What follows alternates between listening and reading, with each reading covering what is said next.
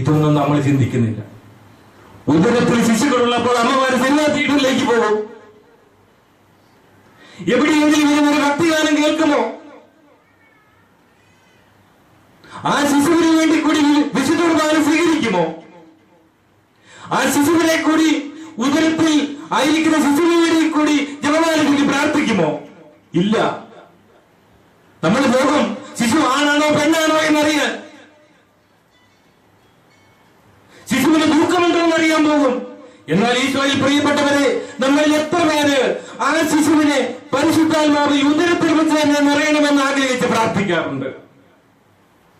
ഇനിയെങ്കിലും ശിശുവിന് ജന്മം കൊടുക്കാൻ പ്രാപ്തരായിട്ടുള്ളവരുണ്ടെങ്കിൽ, ഇവിടെ ഇരിപ്പുണ്ടെങ്കിൽ ഓർമ്മിക്കുക, ഇനി ഒരു ശിശു നിങ്ങൾക്കുണ്ടായാൽ അമ്മയുടെ ഉദരത്തിൽ വെച്ച് തന്നെ അത് പരിശുദ്ധാത്മാവ് കൊണ്ട് നിറയും എന്നുള്ള തീഷ്ണതയോടുകൂടി പ്രാർത്ഥിക്കുവാൻ പ്രിയപ്പെട്ട അമ്മമാരെ നിങ്ങൾക്ക് സാധിക്കണം. അങ്ങനെ ദൈവത്തിന്റെ മക്കളായി കുഞ്ഞുങ്ങളെ ഈ ഭൂമിയിലേക്ക് ജന്മം കൊടുക്കുവാൻ നിങ്ങൾക്ക് സാധിച്ചാൽ നിങ്ങൾ പരിശുദ്ധ അമ്മയെ പോലെയാ. അമ്മയാണല്ലോ ഉദരത്തിൽ വെച്ച് തന്നെ പരിശുദ്ധാത്മാവ് കൊണ്ട് നിറഞ്ഞത്. അമ്മയുടെ ഉദരത്തിലാണ് യേശു മിശിഹ പരിശുദ്ധാത്മാവ് കൊണ്ട് നിറഞ്ഞില്ലേ? ഇന്ന് പലപ്പോഴും മക്കളെ ഓർത്ത് മാതാപിതാക്കളെ വേദനിക്കുന്ന എപ്പോഴാണ്? കൈവിട്ടു പോയി കഴിയുമ്പോഴല്ല. ഒരു കുഞ്ഞു ജനിച്ചു വളരുന്നത് മുതൽ തന്നെ മാതാപിതാക്കൾ ഈ കുഞ്ഞുങ്ങളിൽ ദൈവത്തിന്റെ ഹിതം നിറവേറാൻ വേണ്ടി പ്രാർത്ഥിച്ചു തുടങ്ങണം, പ്രാർത്ഥിച്ചൊരുങ്ങണം. ഒരു കുഞ്ഞു ഉദരത്തിലായിരിക്കുമ്പോൾ തന്നെ അമ്മ പോയി വിശുദ്ധ കുർബാനയിൽ പങ്കുചേർന്ന് ഈ കുഞ്ഞിനു വേണ്ടി കൂടി വിശുദ്ധ കുർബാന സ്വീകരിക്കണം. 2 വിശുദ്ധ കുർബാന നാവിൽ സ്വീകരിക്കുന്നതായി സങ്കല്പിച്ചുകൊണ്ട് പ്രാർത്ഥിക്കണം. ഒന്ന് കുഞ്ഞിനും ഒന്ന് എനിക്കും വേണ്ടി. അങ്ങനെ ഒരു കുഞ്ഞ് ആത്മാവിൽ നിറഞ്ഞ് ഈ ഭൂമിയിലേക്ക് ജനിക്കുമ്പോൾ ഒരു തലമുറ മുഴുവൻ വിശുദ്ധീകരിക്കപ്പെടുകയാണെന്ന് തിരിച്ചറിയണം. ഈശോയിൽ പ്രിയപ്പെട്ടവരെ, ദൈവവചനം ഇതിനുള്ള എല്ലാ സാധ്യതകളും നമുക്ക് തരുന്നുണ്ട്. നമ്മുടെ കുടുംബത്തെ, പാരമ്പര്യത്തെ, തലമുറകളെ വിശുദ്ധീകരിക്കുവാനുള്ള എല്ലാ അവസരങ്ങളും തിരുസഭ കൂതാശകളിലൂടെ നമുക്ക് വേണ്ടി നൽകിയിരിക്കുന്നു. പക്ഷെ നമ്മളിൽ പലരും ഇത് വിനിയോഗിക്കുന്നില്ല.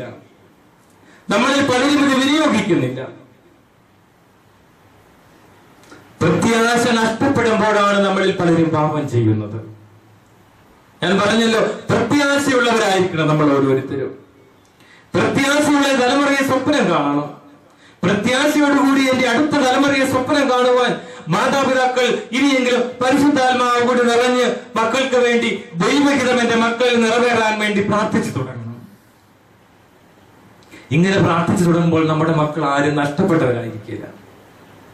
ഇന്ന് നഷ്ടപ്പെടുന്ന മുഴുവൻ മക്കളെയാണ്. മക്കളെ നഷ്ടപ്പെടുമ്പോൾ ഒരു തലമുറ നഷ്ടപ്പെടുകയാണ്, കുടുംബം നഷ്ടപ്പെടുകയാണ്. ഇന്ന് കടന്നു വരുന്ന അനേകം മാതാപിതാക്കളിൽ അവരുടെ ഏറ്റവും വലിയ ദുഃഖം മക്കൾ നഷ്ടപ്പെട്ടു പോകുന്നു എന്നുള്ളതാണ്. ആഗ്രഹിക്കാത്ത വിവാഹങ്ങൾക്ക് വേണ്ടി മക്കൾ നിർബന്ധിക്കുന്നു. പൊന്നുപോലെ വളർത്തിക്കൊണ്ടുവരുന്ന മക്കൾ ഒരു സുപ്രഭാതത്തിൽ പറയുകയാ, എനിക്ക് ആഗ്രഹിച്ച വിവാഹം വേണം, എനിക്ക് ആഗ്രഹിച്ച വ്യക്തിയെ സ്വീകരിക്കണം. തലമുറകളും തിരുസഭയും നഷ്ടപ്പെടുന്നു, വിശ്വാസമുള്ള തലമുറ നഷ്ടപ്പെടുന്നു. നമ്മൾ പലതിനെ ലാഘവ ബുദ്ധിയോടുകൂടി എടുക്കുകയാണ്. നമ്മളിൽ പലരും പറയും മിശ്ര വിവാഹം വലിയ കുഴപ്പമൊന്നുമില്ല എന്ന്.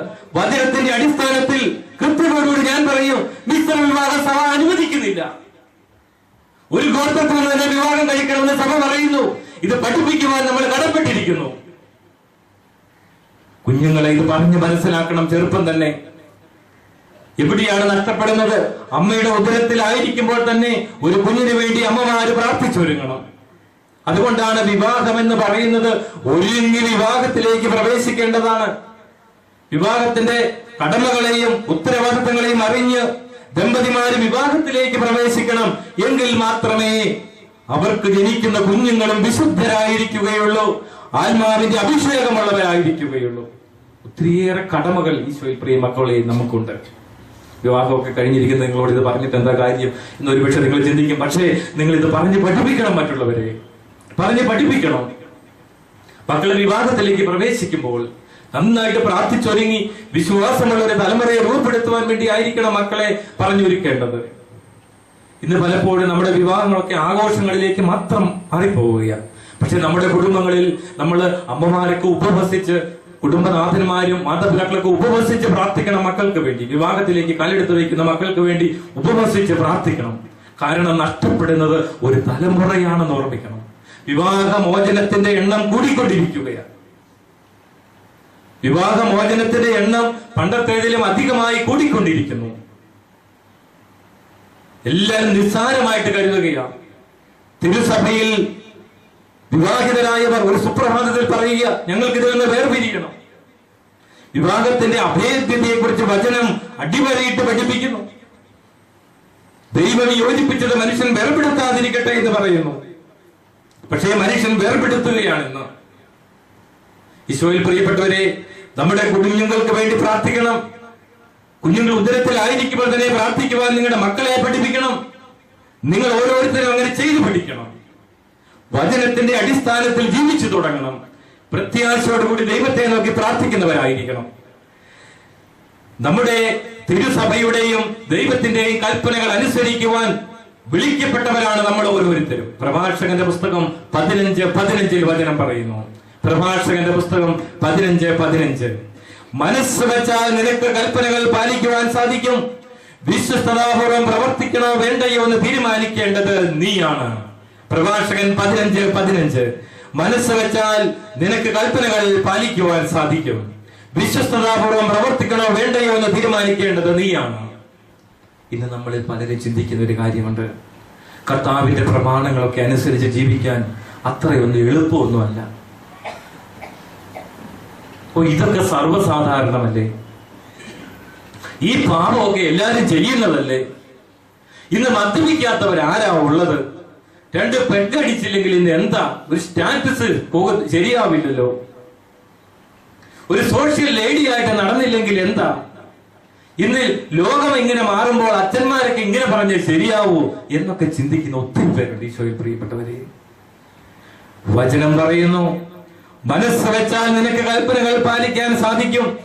വിശ്വസ്തതാപൂർവം പ്രവർത്തിക്കണോ വേണ്ടയോ എന്ന് തീരുമാനിക്കേണ്ടത് നീയാണ്. ദൈവത്തിന്റെ വചനത്തിന് വ്യത്യാസമില്ല. വചനം കൃത്യതയോടുകൂടി പഠിപ്പിക്കുന്നു.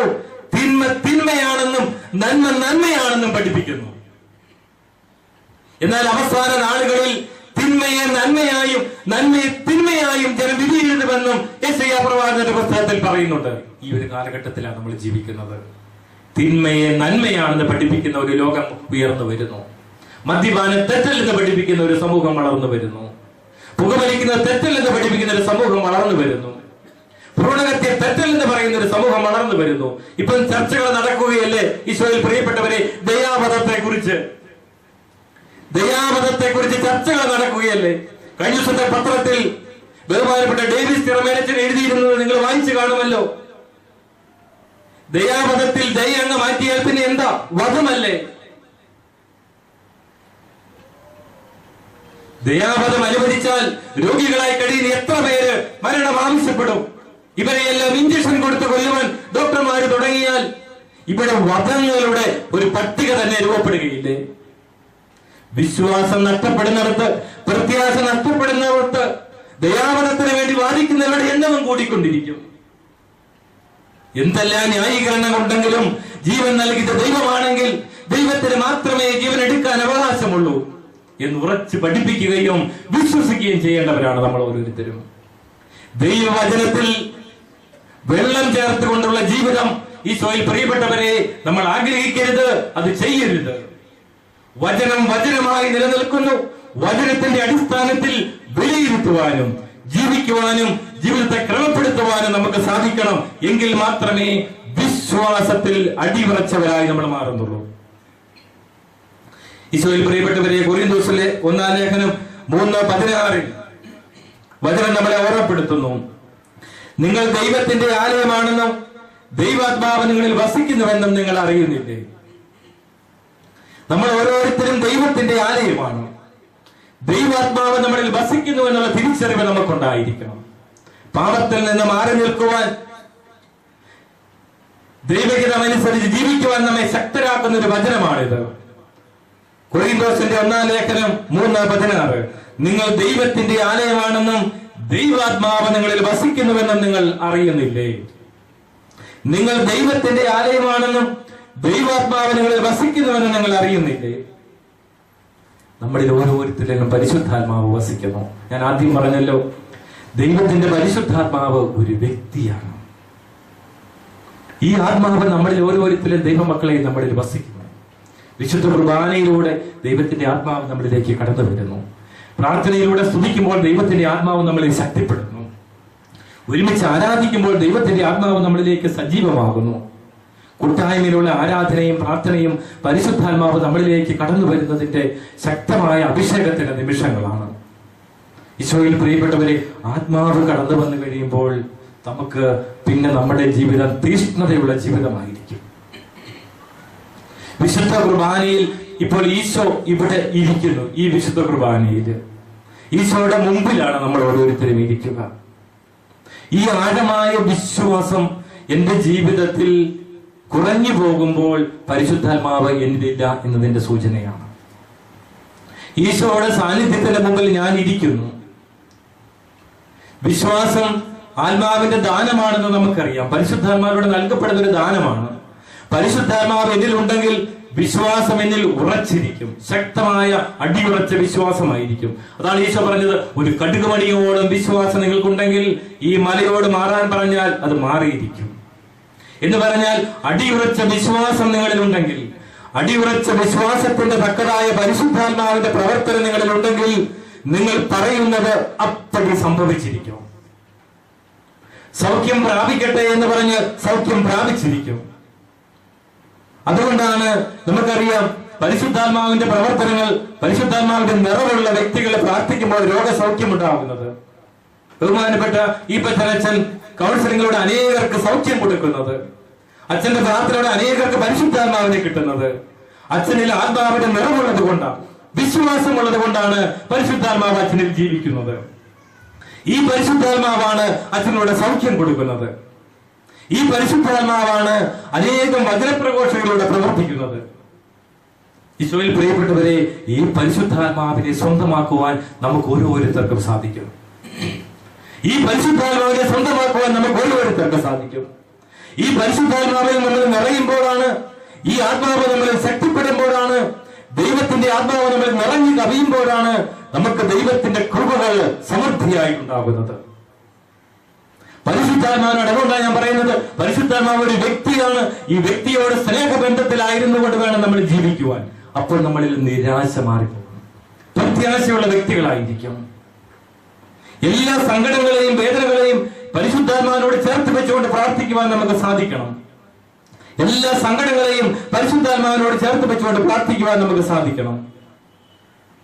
ദൈവത്തിന്റെ ആത്മാവ് നമ്മളിൽ വന്നു നിറഞ്ഞു കഴിയുമ്പോൾ, പരിശുദ്ധാത്മാവ് നമ്മളിൽ നിറഞ്ഞു കഴിയുമ്പോൾ, വേദനകളും സങ്കടങ്ങളും എല്ലാം കർത്താവിന്റെ ഹിതത്തോട് ചേർത്ത് വയ്ക്കുവാൻ നമുക്ക് സാധിക്കും. ഒന്നിനെയും നമുക്ക്, ഒരു സങ്കടവും ഒരു ലോകവും ഒരു തകർച്ചയും നമ്മളെ തകർക്കുവാൻ അനുവദിക്കുകയില്ല. ദൈവത്തോട് ചേർന്ന് നിന്നുകൊണ്ട് ജീവിക്കുവാൻ നമുക്ക് സാധിക്കും. ഈശോയിൽ പ്രിയപ്പെട്ടവരെ, അതുകൊണ്ട് എന്നത്തെക്കാളും അധികമായി പരിശുദ്ധാത്മാവിനോടുള്ള പ്രാർത്ഥന നമ്മുടെ അനുദിന ജീവിതത്തിൽ നമുക്കുണ്ടായിരിക്കണം. ദൈവത്തിന്റെ ആത്മാവിനോടുള്ള പ്രാർത്ഥന എന്നത്തെക്കാളും അധികമായി നമ്മുടെ ജീവിതത്തിൽ ഉണ്ടായിരിക്കണം. പരിശുദ്ധാത്മാവിനെ സ്നേഹിച്ച് പ്രാർത്ഥിക്കുവാൻ നമുക്ക് സാധിക്കണം.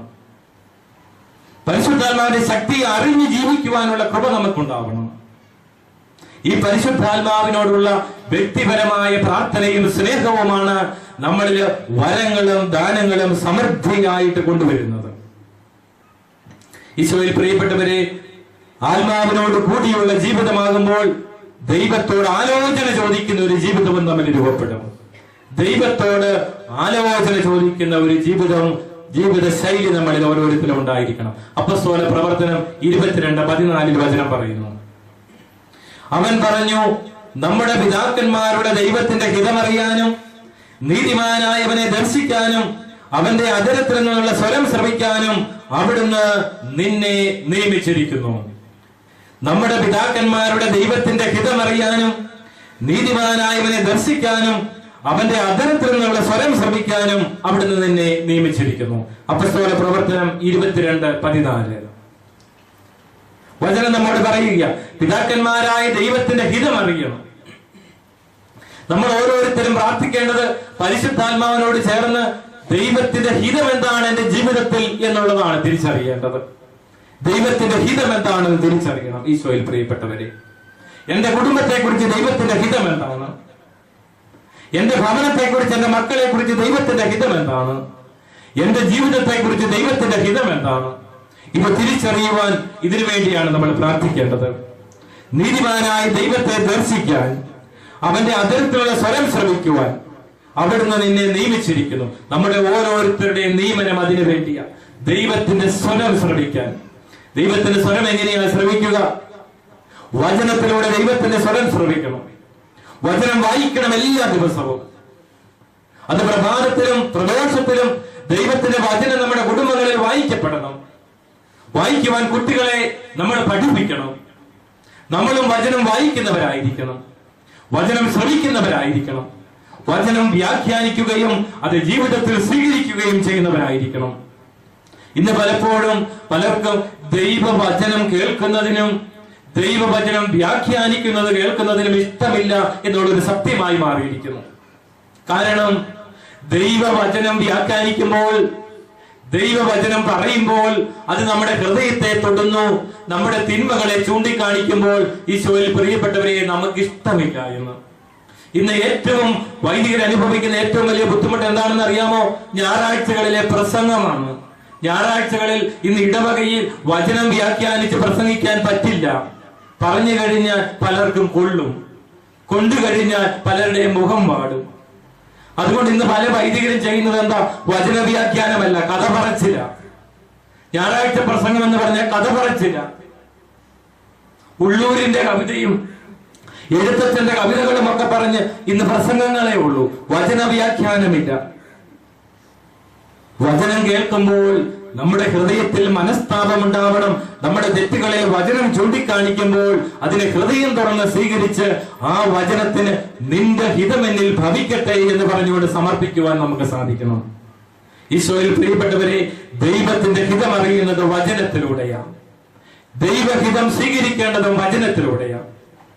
വചനം പറഞ്ഞ് പ്രാർത്ഥിക്കുവാനും വചനത്തിന്റെ ശക്തിയെ തിരിച്ചറിയുവാനും നമുക്ക് ഓരോരുത്തർക്കും സാധിക്കണം. അങ്ങനെ വചനത്താൽ നയിക്കപ്പെടുന്ന ഒരു ജീവിതം നമുക്കുണ്ടാവണം. വചനത്തിന്റെ ശക്തിയെ തിരിച്ചറിയുന്ന ജീവിതം. ഇങ്ങനെ നമ്മുടെ ഓരോരുത്തരുടെയും ജീവിതത്തിൽ ദൈവത്തിന്റെ ഹിതത്തെ തിരിച്ചറിയുവാനും ദൈവശക്തിയെ ജീവിക്കുവാനും നമുക്ക് സാധിക്കട്ടെ എന്ന് ഞാൻ പ്രാർത്ഥിക്കുകയാണ്. വചനം വായിക്കുന്നവര് നമ്മളിൽ പലരുമുണ്ട്.